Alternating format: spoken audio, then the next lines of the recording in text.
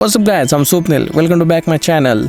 तो आज का प्लान ये था कि before I start shooting today's video, I'll head out for a bit some inspiration. तो सोचा आपके लिए कुछ informative वीडियो बनाऊँ. तो आज हम बनाएंगे eye drawing, but it's gonna be little different क्योंकि आप इससे कुछ सीख पाओ. तो हम बात करेंगे बेसिक स्ट्रक्चर के बारे में, आई एनाटॉमी के बारे में. तो मैं आपको कुछ एग्जांपल के साथ ड्रॉ करके बताऊंगा कि ह्यूमन आई का आइरिस कोई भी डायरेक्शन में क्यों ना हो, आप इसे बड़े इजीली ड्रॉ कर सकते हो. उसके लिए you have to understand well what I will tell you. तो सबसे पहले आपको सर्कल बनाना है और उसमें एक प्लस बनाना है और हमें एक पॉइंट मिल जाएगा. एंड देन फिल इट, और वो पॉइंट हमारा आई पफिल होगा. और आप रेफरेंसेस में देख पा रहे होंगे कि एग्जैक्टली आई पपिल को आईलेसेस की ऊपर वाली लाइन क्रॉस कर रही है.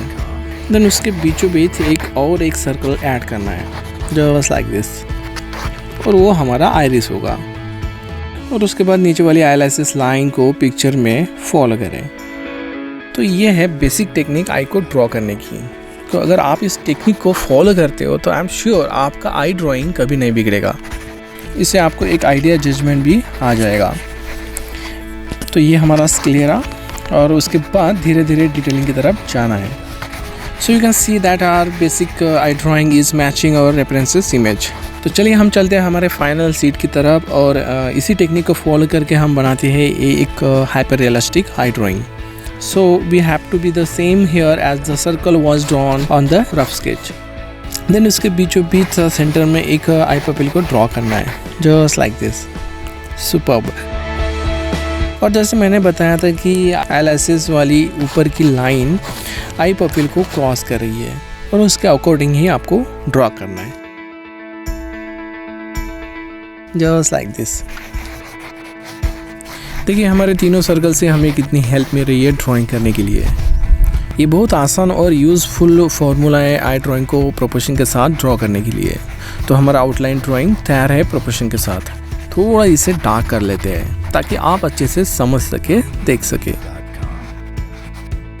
और अभी हम इन सर्कल को इरेज कर सकते हैं क्योंकि अभी ये अनवांटेड है और अभी फ़िलहाल तो इनकी हमें ज़रूरत नहीं है. इन्होंने अपना काम कर लिया है. तो तैयार है हमारा आउटलाइन ड्राइंग शेडिंग और डिटेलिंग के लिए. शेडिंग और डिटेलिंग के लिए हमें क्लियर सिग्नल है. So I grab 6B pencil for the eye pupils, and with the same pencil you have to add the dark iris outline.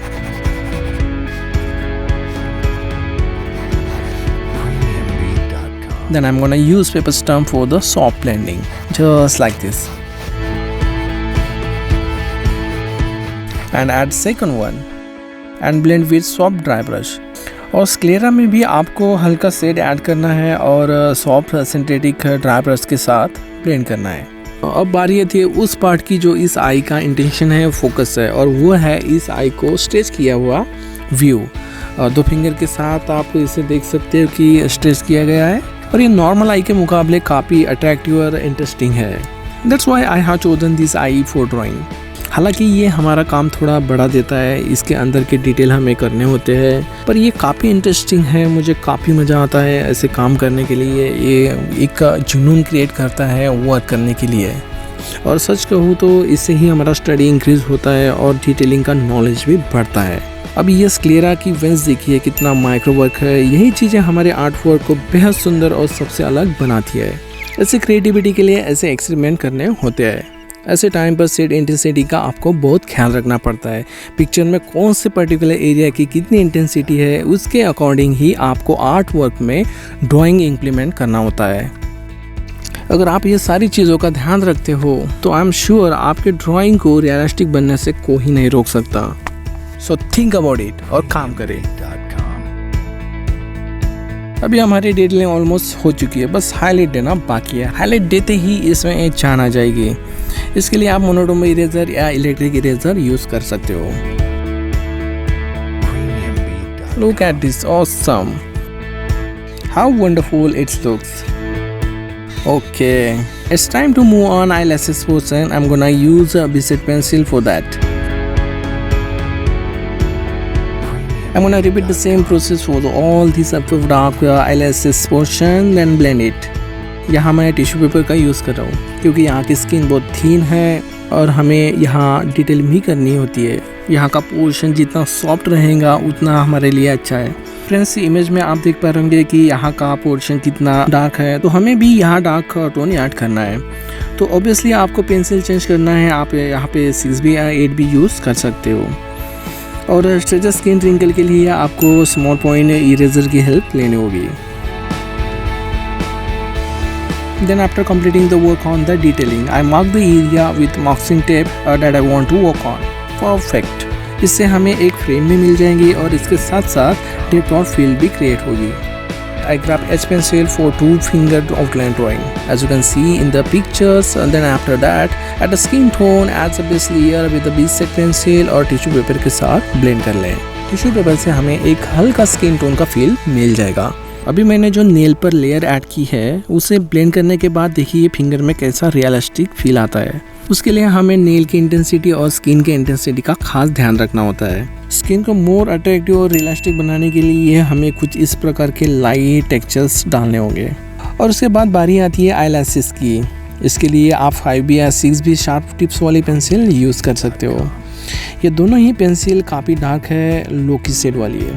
Pencil की sharp tips होने के कारण आप आईलैशेस को प्रॉपरली डायरेक्शन दे सकते हो, just like this. And same the shading process for this below segment side of the lower eyelashes, just like this. और आईब्रोज में भी लगभग वही मेथड के साथ वर्क करना है। और बन के तैयार है हमारा हाइपर रियलिस्टिक आई ड्राइंग। और हमने जो फ्रेम मास्किंग किया था उसे रिमूव करके देखते हैं कि कैसा लग रहा है हमारा realistic drawing. Oh, looking beautiful, it's work perfectly. So I hope you had enjoyed this tutorial. तो जल्दी से बताइए कमेंट सेक्शन में आप लोगों को कैसा लगा आज का वीडियो। और हाँ, इसे प्रैक्टिस के तौर पे बना रहे हो तो मेरे साथ टैग करना ना भूलिए। I mentioned my social media link in description down below, वहाँ जाके चेकआउट जरूर करना। And don't forget to subscribe my channel and hit the bell icon for the all notification. Thank you so much for watching. Keep learning, keep flowing, and I'll see you in the next week something new and much more exciting.